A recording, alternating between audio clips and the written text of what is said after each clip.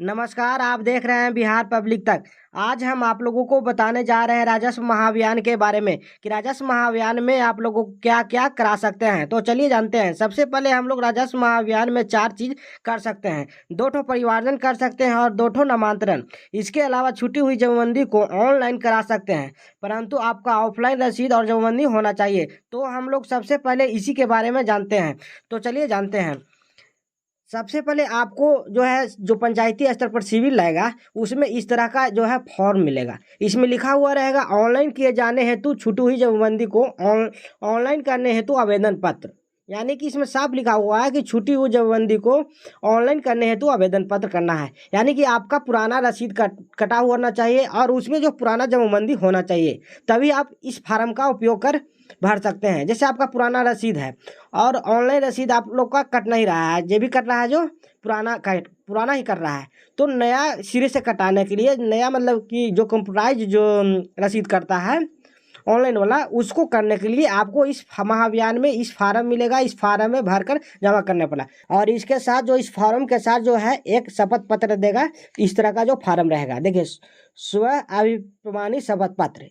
यानी कि ये दोनों या तो अलग अलग मिलेगा या तो एक ही में आगे पीछे कर कर देगा। तो चलिए इसको भरने के लिए आज हम बताते हैं। तो सबसे पहले देखिए, ऊपर में लिखा हुआ है अंचल अधिकारी। यानी कि जहाँ आप, जैसे मान लीजिए अंचल कहाँ पड़ता है, तो अंचल अगर जहानाबाद पड़ता है, जैसे मेरा जहानाबाद है, तो यहाँ आपका जहाँ पड़ता होगा वहाँ लिखेंगे। तो जैसे मेरा जहानाबाद पड़ता है तो हम जहानाबाद लिख दिए, जहानाबाद। आगे देखिए, फिर विषय में भी वही लिखा हुआ ऑनलाइन किए जाने हेतु छूटी हुई जमाबंदी को ऑफलाइन करने हेतु आवेदन पत्र, ये विषय लिखा हुआ है। महाशय में भी पढ़ लीजिए। फिर उसके बाद हल्का मतलब पंचायत। आप किस पंचायत में पढ़ते हैं, तो जैसे हम मांदिल में पढ़ते हैं तो हम यहाँ मांदिल भरेंगे। आप जो पंचायत में पढ़ते होंगे वही पंचायत जो है भर दीजिएगा, हम मांदिल।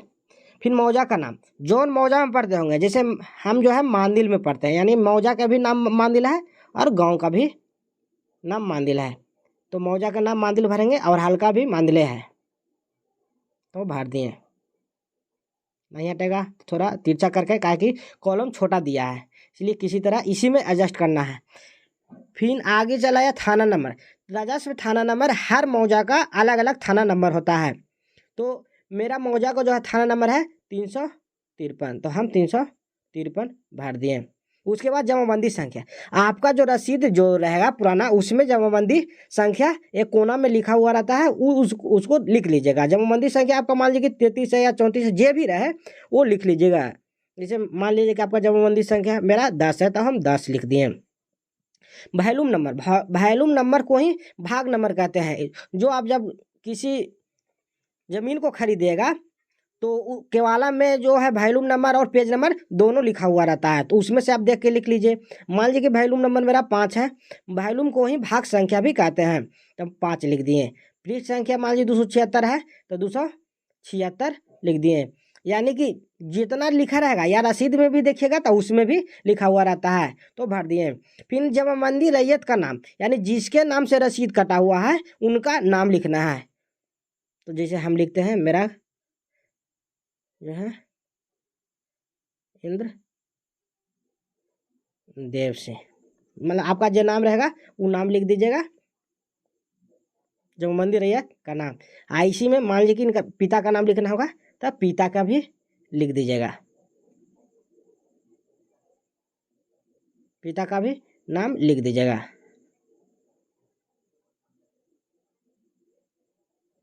उसके बाद पता में क्या लिखना है, अपना पता दीजिएगा। पता में लिखना है ग्राम, जहाँ ग्राम रहेगा वो ग्राम लिख दीजिएगा। फिर ग्राम के बाद लिख दीजिएगा थाना आता है या पोस्ट लिख दीजिएगा, पोस्ट लिख दीजिएगा। फिर थाना लिख दीजिएगा, इतना ही में आपको हटाना है। फिर उसके बाद जिला लिख दीजिएगा, जहाँ जिला पड़ेगा वो जिला लिख दीजिएगा। फिर पिन कोड दे दीजिएगा, पिन कोड या पिन नंबर जो भी है अपना दे दीजिएगा। फिर इसमें मोबाइल नंबर, देखिए मोबाइल नंबर इसलिए ज़रूरी होता है कि आपका मान लीजिए कि मोबाइल नंबर दीजिएगा, तो जब भी आपको जो कर्मचारी काम कर रहा है उसको अगर उसमें दिक्कत हो जाएगा, तो आपको फ़ोन करके भी जानकारी ले सकता है या जानकारी दे सकता है। तो आप मोबाइल नंबर कंपलसरी डालिएगा और उसके साथ साथ आधार नंबर भी डाल दीजिएगा। मोबाइल नंबर भी डाल दीजिएगा, जितना भी मोबाइल नंबर हो अपना डाल दीजिएगा। एक मोबाइल नंबर डाल दीजिएगा और आधार नंबर, यानी जो आधार में नंबर रहता है वो नंबर डाल दीजिएगा। उसके बाद देखिए आगे खाता, खेसरा, रकबा और चौहद्दी भरना है। तो खाता में जो है मान लीजिए कि आपका जितना भी खाता रहेगा, जैसे मेरा 315 है, खाता कितना है 315, चलिए 315 भर दिए। खेसरा 1685, 1685 जितना खाता रहेगा वो खाता भर दीजिएगा। खेसरा रहेगा खेसरा। रकबा, रकबा मान लीजिए कि ये 10 डिसमिल है तो 10 डिसमिल भर दिए। चौहद्दी, देखिए चौहद्दी में जो है कॉलम थोड़ा छोटा है, इसीलिए थोड़ा इसी में हमको हटाना है। तो क्या करिएगा, उत्तर लिख दीजिएगा, फिर नीचे दक्षिण लिख दीजिएगा और यहाँ पर जो है पूरब लिख दीजिएगा। इतना ही में हटाना है, इसलिए अब पश्चिम लिख दीजिएगा। मान लीजिए कि पूरब में जोन रहेगा आपके ज़मीन के पूरब में उनका नाम लिखना है, दक्षिण में रहेगा उनका नाम लिखना है, पूरब में उनका लिखना है और पश्चिम में रहेगा जिनका लिखना है। या तो केवाला, अगर अब यहाँ देखिए आगे है खतियानी, यहाँ देखिए 2 कॉलम है, खतियानी और खरीदारी या बंदोबस्ती। आपका अगर खतियानी जमीन है तो खतियान में टिक लगाएंगे, टिक लगा दिए। 316, 316 यहाँ पर कितना करेंगे 316, गलती हो गया, यहाँ पर लिखेंगे 316 और खेसरा लिखेंगे 1952। आई जमीन जो है 5 डिसमिल है। कितना डिसमिल है 5 डिसमिल। यहाँ पर जो है फिर वही चीज़ करेंगे, उत्तर में उत्तर लिखेंगे, दक्षिण, पूर्व और पश्चिम। यानी कि उत्तर में जिसका है उत्तर में लिख देंगे, दक्षिण में जिसका रहेगा उसका लिख लेंगे, जो जहाँ पर जो प्लॉट रहेगा उसका चौहद्दी लिखना है। यानी चौहद्दी मतलब उत्तर, दक्षिण, पूर्व, पश्चिम, जो आदमी का रहेगा उन आदमी का नाम लिख दीजिएगा। अब ये जमीन जो है देखिए खतियानी और खरीदारी दोनों में देखिए अंतर समझिए। खतियान मतलब कि जो 1905 में जो सर्वे हुआ था उसमें जिनके नाम से दर्ज होगा, अगर उनके वंशज होंगे तो वो तो खतियान तो आपके पास होगा, या नहीं होगा तो ऑनलाइन निकलवा लीजिए। और जो खतियान होगा, अगर खतियानी रैयत हैं आप, वंशज से आपको ज़मीन प्राप्त हुआ है तो खतियान में टिक लगाइएगा। और अगर मान लीजिए कि आप किसी से खरीदे, जैसे ही खरीदा हुआ ज़मीन है तो हम खरीदगी में, तो खरीदगी में जो है इसमें केवाला होता है, इसमें केवाला होता है। और भी अगर ज़मीन होगा तो आप सारा भर सकते हैं इसी तरह से। अब क्या करना है कि अगर आपके पास खतियानी ज़मीन है, खरीदारी ज़मीन है, ठीक है, 2 तरह का या 3 तरह का जो भी ज़मीन रहे, या तो खतियानी होगा या तो आप किसी से खरीदोगे तो उसका बसीका होगा या केवाला होगा, तो भर दिए। इसी तरह से और ज़मीन होगा तो और कॉलम बना हुआ है उसको भरेंगे। आप चलिए नीचे देखिए, यहाँ पर आप जो मंदी का कुल रकबा रहेगा तो कुल रकबा जोड़ दीजिए, तो 10 और 5 कितना हो गया 15।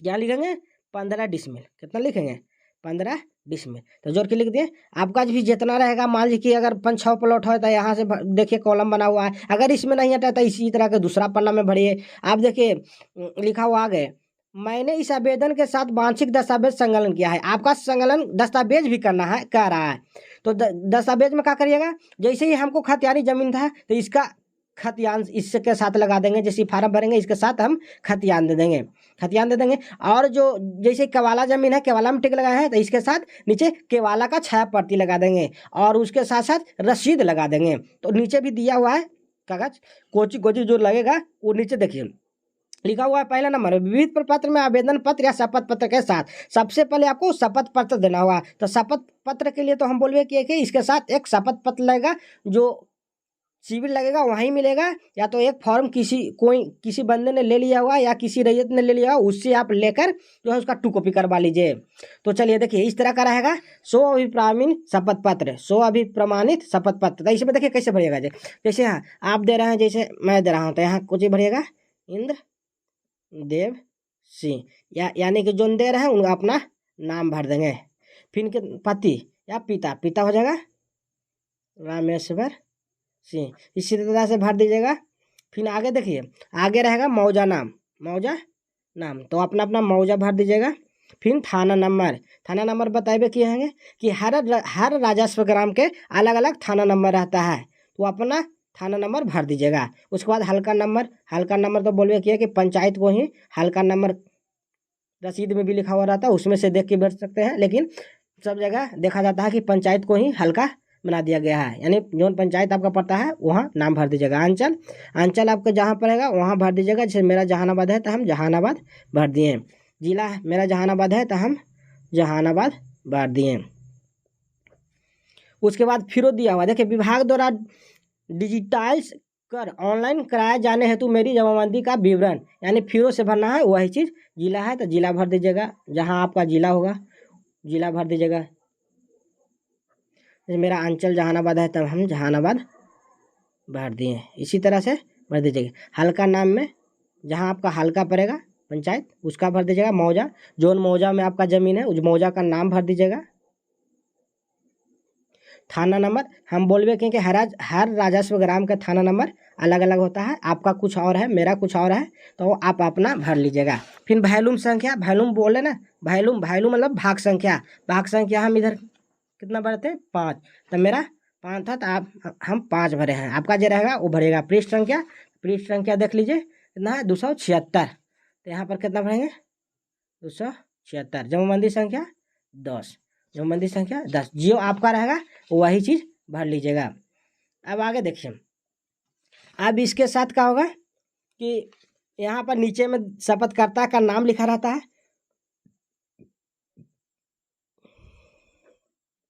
तो आप अपना नाम लिख दीजिएगा। फिर मोबाइल नंबर आता है, मोबाइल नंबर लिख दीजिएगा और हस्ताक्षर कर दीजिएगा, यहाँ पर साइन कर दीजिएगा। अब देखिए इसके साथ दस्तावेज, ये दोनों हो गया। ये दोनों के बाद दस्तावेज का देना है, ये बहुत ज़रूरी है जानना। तो हम तो अगर आपका खतियानी ज़मीन है, आपका दादा परदादा के नाम से पहले था खतियान में नाम और उनके वंशज हैं, आपका आप जमीन खतियानी रैयत के आधार पर यानी प्राप्त हुआ है, तो आप खतियान दे दीजिएगा। खतियान ऑनलाइन भी निकाल सकते हैं, ऑफलाइन भी निकाल सकते हैं। ऑफलाइन आपको जिला कार्यालय में जाना पड़ेगा, जहाँ पर जो खतियान सब निकलता है वहाँ पर आप जाकर निकाल सकते हैं। उसके बाद केवाला, जब आप किसी से ज़मीन खरीदिएगा तो जो केवाला दिया जाएगा, जो बसीका मिलेगा, वो बसीका के लगा के साथ जमा कर दीजिएगा। जैसे आगे लिखा है बासिका वास्तविक या बंदोबस्त पर्चा, यानी बंदोबस्ती तो जमीन रहेगा तो बंदोबस्ती पर्चा, जो बंदोबस्त के द्वारा पर्चा मिलेगा वो लगा के दे दीजिएगा।